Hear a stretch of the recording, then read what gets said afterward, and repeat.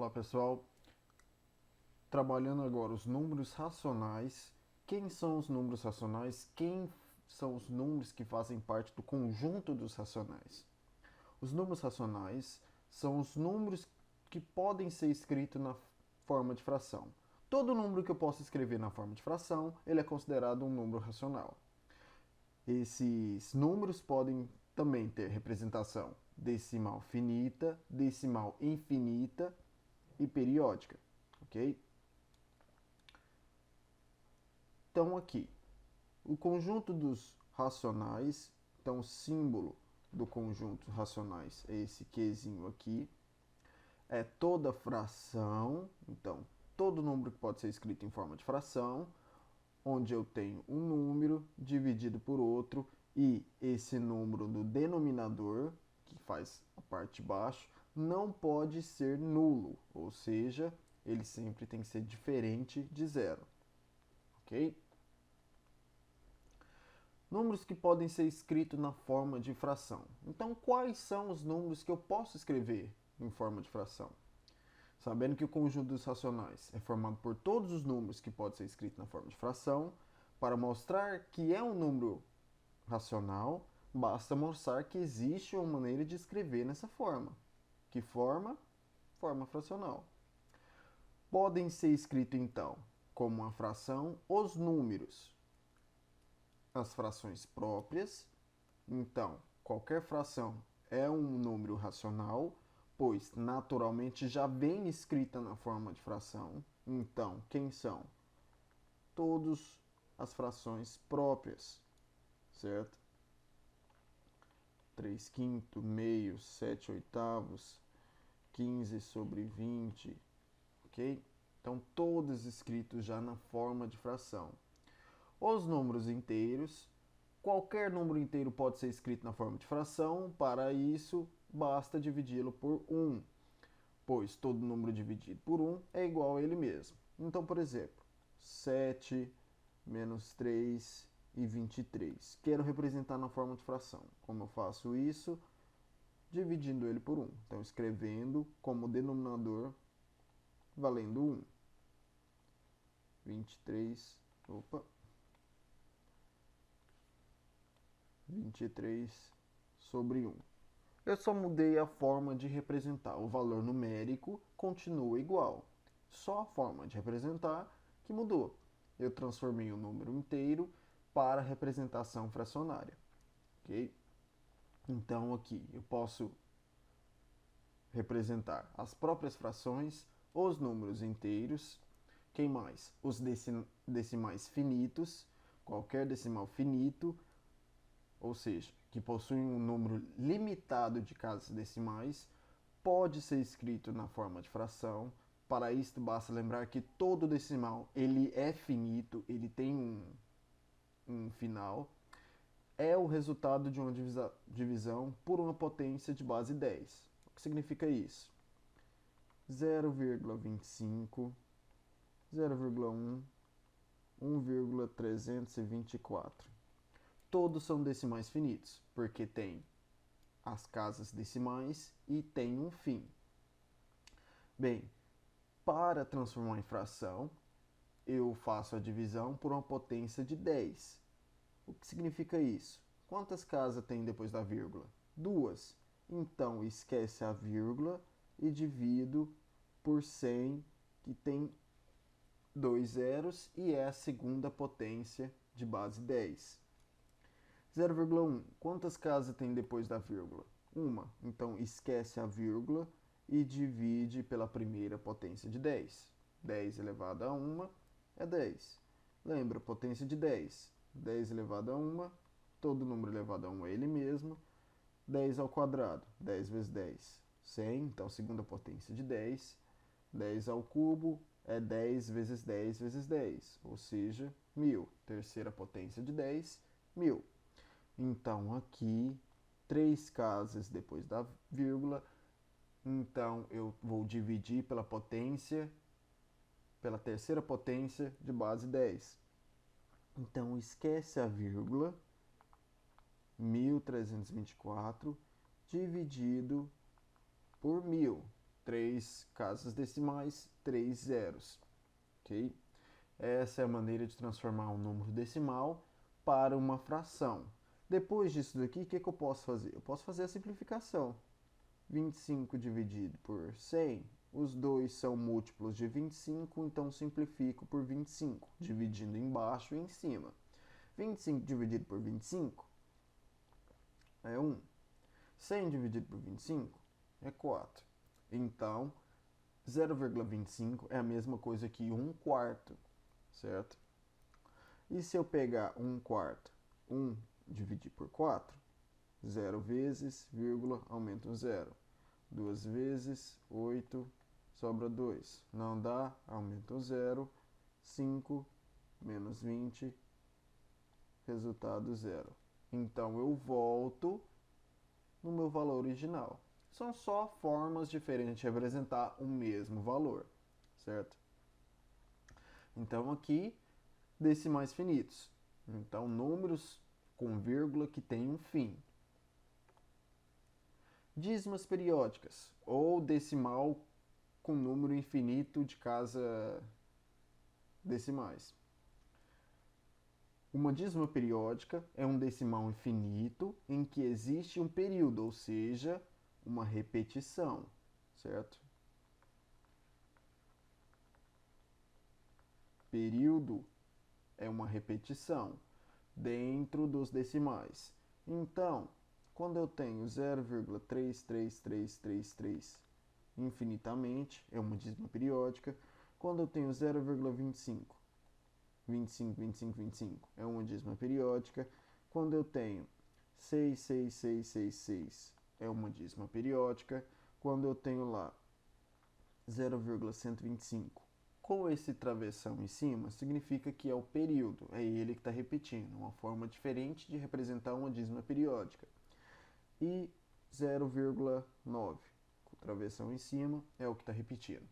Para me transformar em uma dízima periódica quando eu não tenho nada na parte inteira, basta dividir por 9 cada casa que está no período. Então, quem está repetindo aqui? 3. Então, pego 3 e divido por 9. Quem está repetindo aqui? 25. Então, pego 25. São duas casas que está repetindo, então vou dividir por 99. Quem está repetindo aqui? 6. Então, pego 6 e divido por 9. Quem está repetindo aqui? 125. Como são 3 casas repetindo, vou dividir por 999. Quem está repetindo aqui é o 9. Então, vou dividir por 9, vai dar 1 nesse caso aqui, né? Nesse caso aqui a gente tem que fazer de modo diferente, tá, pessoal? Essa daqui a gente vai ter que usar outro método. Então, vamos mudar aqui. Vamos transformar isso aqui para 88. Quem está repetindo é o 8. Coloco o 9 embaixo. Depois disso, o que eu posso fazer é a simplificação.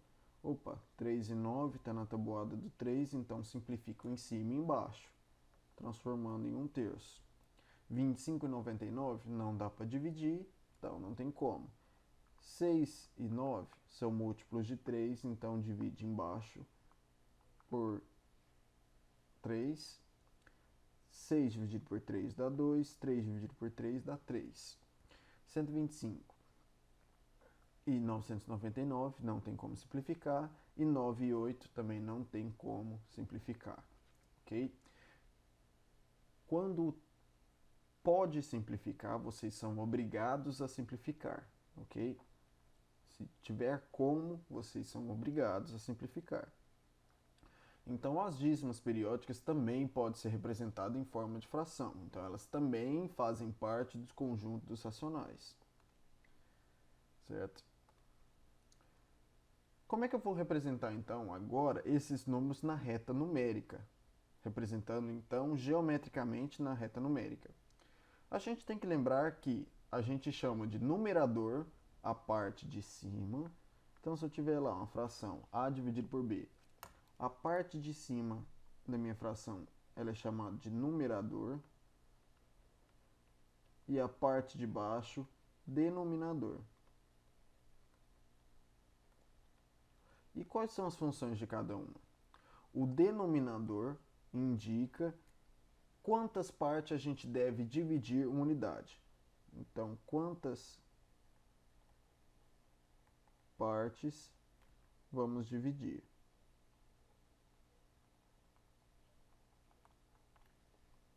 E o numerador, quantas partes vamos selecionar?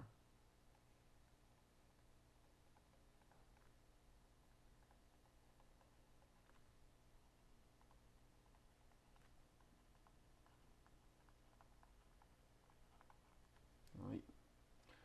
Então, aqui, de maneira prática, se eu quero representar a fração 3/2, vou dividir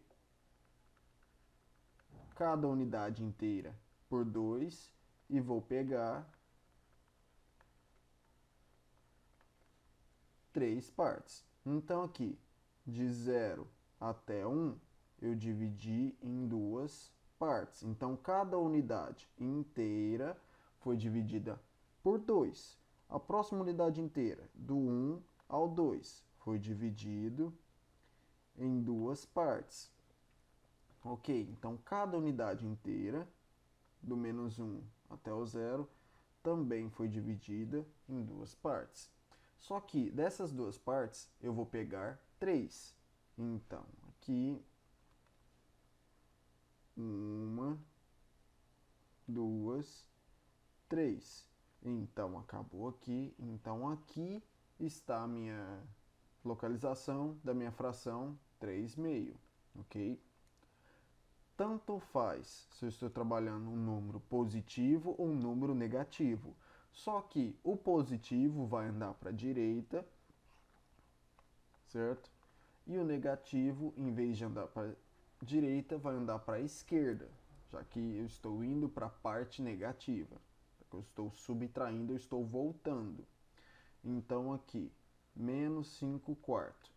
Vou dividir em 4 partes cada unidade. Então aqui, de 0 a 1, dividi em 4. De -1 a 0, eu dividi em 4 partes. De -1 até -2, dividi em 4 partes. Só que agora eu vou pegar 5 partes. Como é negativo, eu vou pegar voltando. Então, começando do 0. 1, 2, 3, 4, 5. Acabou aqui. Então, aqui está localizada a minha fração -5/4. Lembra, o método de localizar é a mesma. O denominador vai dividir em partes iguais. O numerador vai selecionar quantas partes a gente quer pegar. O que muda é o sinal. Se está positivo, eu vou andar a partir do zero, sempre começando do 0 para a direita.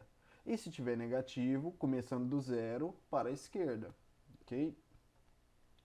Aqui,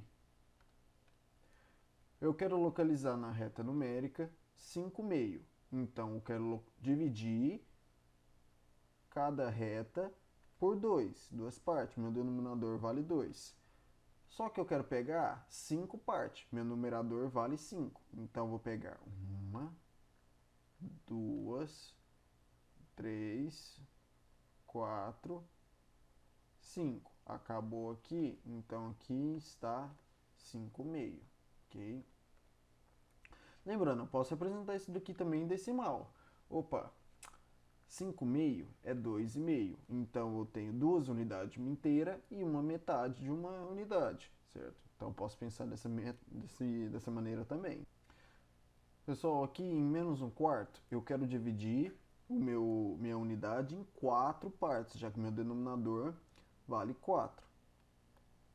Então, aqui, dividir em 4, dividir em 4 pedacinhos, dividir em 4 pedacinhos, 4 pedacinhos, sempre tentar dividir os espaços de maneira igual. E desses 4 pedacinhos, eu quero um, só que lembrando, tá negativo, então começo do zero e volto para trás, já que é negativo. Então, aqui, onde terminou, é a representação de menos 1/4. O próximo, menos 2/5. Então, quero dividir cada unidade em 5 partes. Então, 1, 2, 3, 4, 5. 1, 2, 3, 4, 5. 1, 2, 3, 4, 5. 1, 2, 3, 4, 5. E dessas 5 partes, eu quero pegar 2, já que o meu numerador vale 2. Então, aqui, contando para trás, já que é negativo, começando do zero, 1, 2. Então, aqui está localizado menos 2/5, ok? Uma observação rapidinho. Sempre que o numerador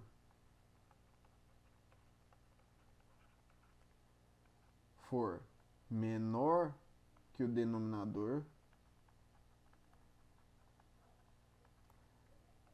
essa fração está entre 0 e 1, tá? Elas são chamadas de frações próprias, quando o numerador é menor que o denominador. Então, ele sempre vai estar entre 0 e 1, se for positivo, e entre 0 e menos 1, se for negativo, ok? Bem, pessoal, esse é o conjunto dos números racionais. Lembrando que eu posso representar um número inteiro, um número decimal, um número